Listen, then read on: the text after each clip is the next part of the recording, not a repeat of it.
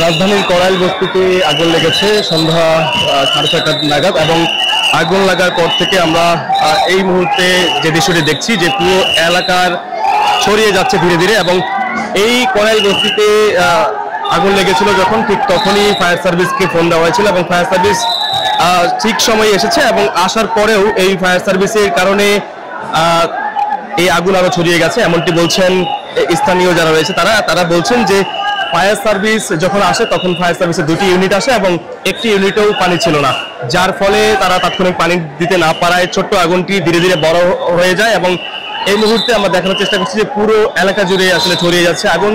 প্রায় ঘন্টাখানেক যাবত এই আগুনে জ্বলছে এই কড়াইল বস্তি এবং এখন পর্যন্ত আগুন নিয়ন্ত্রণে আসেনি। এখন 11টি ইউনিট কাজ করছে এই কড়াইল বস্তিতে এবং আমরা দেখছি যে পাশে একটি মসজিদে থেকে মানুষ ছোটাছুটি করছে, তারা চেষ্টা করছে আগুন নেভানোর জন্য এবং আশপাশে যারা রয়েছে সকলেই চেষ্টা করছেন, তবে আগুন ধীরে ধীরে বেড়েই চলছে। এখন পর্যন্ত সেই আগুন নিয়ন্ত্রণে আনা যাচ্ছে না, বাতাসের তীব্রতার কারণে আরো আগুন ছড়িয়ে যাচ্ছে আশপাশ এলাকা জুড়ে এমনটি বলছেন স্থানীয়রা।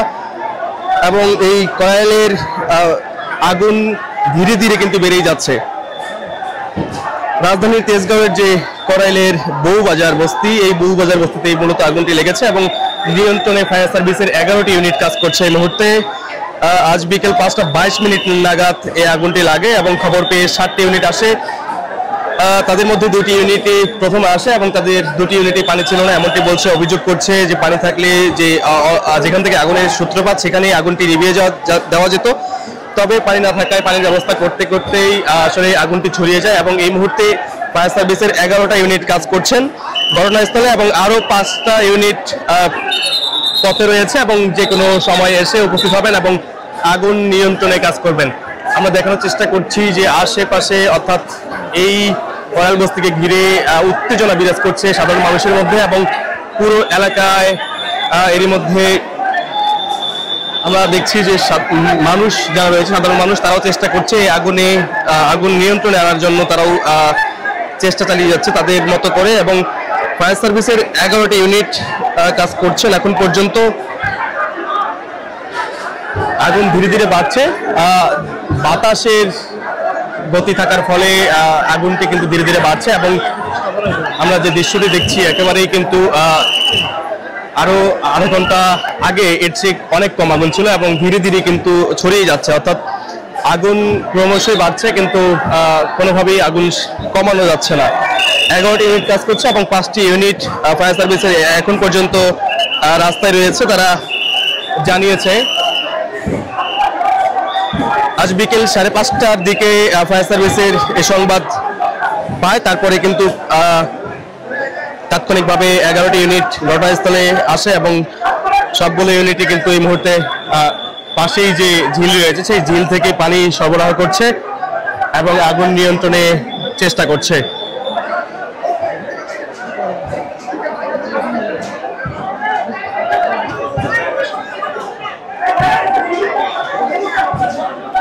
আমরা দেখছি যে সাধারণ মানুষ যারা রয়েছেন তারা যাদের বাড়িঘর অনেকেই বিভিন্ন কর্মস্থলে ছিলেন, খবর পেয়ে তারা দৌড়ে ছুটে এসেছেন এই তাদের এই বসত বাড়িটুকু ভিটাটুকু তারা বাঁচাতে এবং আমরা দেখছি অনেকেই চিৎকার করে কান্না করছেন, তাদের শেষ সম্বলটুকু যেন একটু রক্ষা করতে পারে সেজন্যই মূলত আমরা দেখছি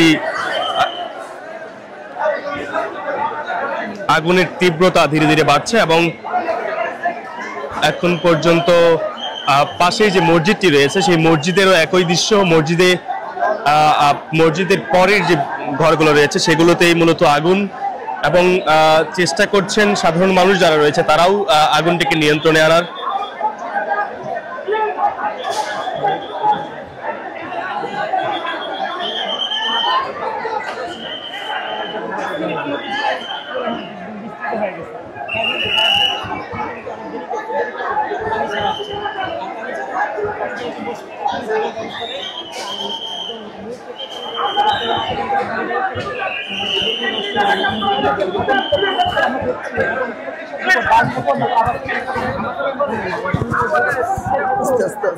ধরেন কাঠ দিয়ে তৈরি, আবার টিন দিয়ে তৈরি, কিছু দোকান আছে যেগুলো হচ্ছে ইট পাথরের তৈরি। এখানে কি হয়েছিল বউবাজার এলাকা বলেই আর কি জানি, যে অংশ পড়ছে এখানে কি মানুষের বাসভবন নাকি কি বাজার? যেটা পড়ছে সেটা বাসভবন, আর আমরা যে এখানে দাঁড়ায় আছি এরপর থেকে সামনে হচ্ছে বাজার, আর যেটা পড়ছে সেখানে বাসভবন। কিভাবে আগুনটা লেগেছিল এবং কি হয়েছিল? আগুনটা লাগছিল হচ্ছে আপনার এই একটা চা স্টলের দোকান থেকে, সেখান থেকে আমরা ধারণা করছি যে গ্যাস স্টোভ ব্লাস্ট হয়ে আগুনটা লাগছে, কিন্তু আমরা সঠিকভাবে বলতে পারতেছি না কি লাগছে, কিন্তু আগুনটা ছোটই ছিল, এখন সেটা বিস্তৃত হয়েছে।